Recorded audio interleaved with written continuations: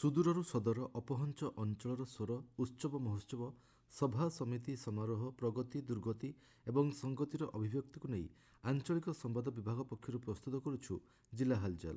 ଆଜି ଜିଲ୍ଲା ହାଲଚାଲରେ ଶୁଣନ୍ତୁ ବାଲେଶ୍ୱର ଜିଲ୍ଲା ସମ୍ପର୍କରେ ତଥ୍ୟ ଦେଇଛନ୍ତି ସାମ୍ବାଦିକ ଗଙ୍ଗାଧର ରାଉତ ଓ ଉପସ୍ଥାପନାରେ ମୁଁ ସତ୍ୟରଞ୍ଜନ ମହାପାତ୍ର।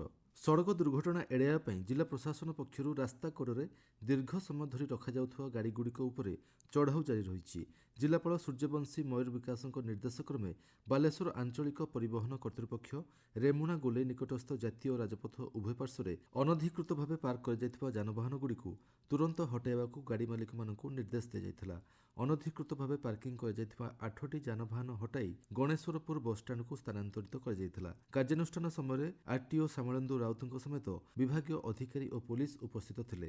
ସାମାଜିକ ସୁରକ୍ଷା ଓ ଦିବ୍ୟାଙ୍ଗଜନ ସଶକ୍ତିକରଣ ବିଭାଗ ଓଡ଼ିଶା ଭୁବନେଶ୍ୱର ଅଧୀନରେ ଚାଲୁଥିବା ଦୃଷ୍ଟିହୀନ ଛାତ୍ରଛାତ୍ରୀଙ୍କୁ ମାଗଣା ଲ୍ୟାପଟପ୍ ଯୋଜନା ଅନ୍ତର୍ଗତ ବାଲେଶ୍ୱର ଜିଲ୍ଲାର ବିଭିନ୍ନ ମହାବିଦ୍ୟାଳୟରେ ପଢୁଥିବା ଯୁକ୍ତ 3 ପ୍ରଥମ ବର୍ଷ ଓ ତାଠାରୁ ଉପର ସ୍ତରରେ ଅଧ୍ୟୟନରତ ଦୃଷ୍ଟିହୀନ ଛାତ୍ରଛାତ୍ରୀମାନଙ୍କୁ ମାଗଣା ଲ୍ୟାପଟପ୍ ପ୍ରଦାନ କରାଯାଇଛି। ଏହି ଯୋଜନା ଅନ୍ତର୍ଗତ ମୋଟ 8 ଜଣ ଦୃଷ୍ଟିହୀନ ଛାତ୍ରଛାତ୍ରୀଙ୍କୁ ମାଗଣା ଲ୍ୟାପଟପ୍ ଯୋଗାଇ ଦିଆଯାଇଛି। ଏହି ଲ୍ୟାପଟପ୍ ଗୁଡ଼ିକୁ ବାଲେଶ୍ୱର ଜିଲ୍ଲାପାଳ ସଦର ସବ୍ କଲେକ୍ଟର ଓ ନୀଳଗିରି ସବ୍ କଲେକ୍ଟରଙ୍କ ଦ୍ୱାରା ପ୍ରଦାନ କରାଯାଇଛି। ଏହି ଯୋଜନାର ମୁଖ୍ୟ ଉଦ୍ଦେଶ୍ୟ ହେଲା ଦୃଷ୍ଟିହୀନ ଛାତ୍ରଛାତ୍ରୀମାନଙ୍କୁ ଡିଜିଟାଲ ଶିକ୍ଷା ସୁବିଧା ସହାୟକ ପ୍ରଯୁକ୍ତି ଓ ଅନଲାଇନ ଶିକ୍ଷା ସାଧନରେ ସହଜ ପ୍ରବେଶ ଦେଇ ସେମାନଙ୍କର ଶିକ୍ଷାଗତ ଅଗ୍ରଗତି ଓ ସ୍ୱାବଲମ୍ବନକୁ ସୁନିଶ୍ଚିତ କରିବା। ବାଲେଶ୍ୱର ଜିଲ୍ଲାପାଳଙ୍କ ଅଧ୍ୟକ୍ଷତାରେ 2025-26 ପାଇଁ ମାଣ୍ଡିଆ କ୍ରୟ ସମ୍ପର୍କିତ ଜିଲ୍ଲାସ୍ତରୀୟ ପ୍ରୋକ୍ୟୁରମେଣ୍ଟ କମିଟି ବୈଠକ, ଓଡ଼ିଶା ଶ୍ରୀ ଅନ୍ନ ଅଭିଯାନ ଅଧୀନରେ ସହରାଞ୍ଚଳରେ ମିଲେଟ୍ ଶକ୍ତି କ୍ୟାଫେ ସ୍ଥାପନା ସମ୍ପର୍କିତ ଜିଲ୍ଲାସ୍ତରୀୟ ସମନ୍ୱୟ ବୈଠକ, ରବି ଧାନ 2025-26 ପାଇଁ ଡାଲି ଓ ତେଲବୀଜ ଫସଲ କ୍ରୟ ସମ୍ପର୍କିତ ବୈଠକ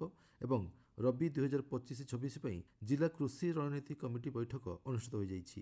ବୈଠକରେ ନୀଳଗିରି ଉପଜିଲ୍ଲାପାଳ ଡାକ୍ତର ମଧୁସ୍ମିତା ସାମନ୍ତରାୟ, ମୁଖ୍ୟ ଜିଲ୍ଲା କୃଷି ଅଧିକାରୀ ତୁଷାରକାନ୍ତି ତୁଙ୍ଗ ପ୍ରମୁଖ ଉପସ୍ଥିତ ଥିଲେ। ବୈଠକରେ ଖରିଫ କାର୍ଯ୍ୟକ୍ରମର କାର୍ଯ୍ୟଦକ୍ଷତା ବିଶ୍ଳେଷଣ, ଉପଲବ୍ଧ ଜଳସେଚନ ସାଧନର ସର୍ବାଧିକ ବ୍ୟବହାର, ଧାନ ଫସଲରୁ ଅଣଧାନ ଫସଲକୁ ଚାଷ ବିବିଧୀକରଣ, ଡାଲି ଓ ତେଲବୀଜ ଫସଲ ଉପରେ ବିଶେଷ ଗୁରୁତ୍ୱ ଦେଇ ଆତ୍ମନିର୍ଭରତା ଦିଗରେ ଉତ୍ପାଦନ ଓ ଫଳନ ବୃଦ୍ଧି, ମୃତ୍ତିକା ସ୍ୱାସ୍ଥ୍ୟ କାର୍ଡ ବଣ୍ଟନ ଓ ମାଟି ପରୀକ୍ଷା ଆଧାରିତ ସନ୍ତୁଳିତ ସାର ବ୍ୟବହାର ଉପରେ ଆଲୋଚନା ହୋଇଥିଲା।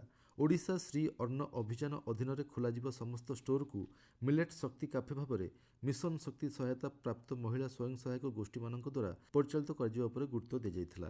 ରାସାୟନିକ ଦୁର୍ଘଟଣା ନିୟମାବଳୀ 1996ର ନିୟମ 8 ଅନୁସାରେ ବାଲେଶ୍ୱର ଅତିରିକ୍ତ ଜିଲ୍ଲାପାଳଙ୍କ ଅଧ୍ୟକ୍ଷତାରେ ଜିଲ୍ଲା ସଂକଟ ଗୋଷ୍ଠୀ ବୈଠକ ଅନୁଷ୍ଠିତ ହୋଇଯାଇଛି। ଜିଲ୍ଲାରେ ସମ୍ଭାବ୍ୟ ରାସାୟନିକ ଦୁର୍ଘଟଣା ସମ୍ପର୍କିତ ଜରୁରୀ ପରିକଳ୍ପନା, ପ୍ରସ୍ତୁତି ଓ ପ୍ରତିକ୍ରିୟା ବ୍ୟବସ୍ଥାର ସ୍ଥିତି ସମୀକ୍ଷା କରିବା ନିମିତ୍ତେ ବୈଠକ ଆୟୋଜିତ ହୋଇଥିଲା। ବୈଠକରେ 4 ସ୍ତରୀୟ ସଂକଟ ଗୋଷ୍ଠୀ ବ୍ୟବସ୍ଥାକୁ ସୁଦୃଢ଼ କରିବା, ଅଫ୍ସାଇଟ୍ ଏମର୍ଜେନ୍ସି ପ୍ଲାନ୍ ପ୍ରସ୍ତୁତି ଓ ନିୟମିତ ସମୀକ୍ଷା ଓ ପ୍ରାକ୍ ଦୁର୍ଘଟଣା, ଦୁର୍ଘଟଣା ସମୟ ଓ ଦୁର୍ଘଟଣା ପରବର୍ତ୍ତୀ ସମ୍ପୂର୍ଣ୍ଣ ପ୍ରତିକ୍ରିୟା ଯୋଜନା ପ୍ରସ୍ତୁତି ବିଷୟରେ ବିସ୍ତୃତ ଆଲୋଚନା ହୋଇଥିଲା।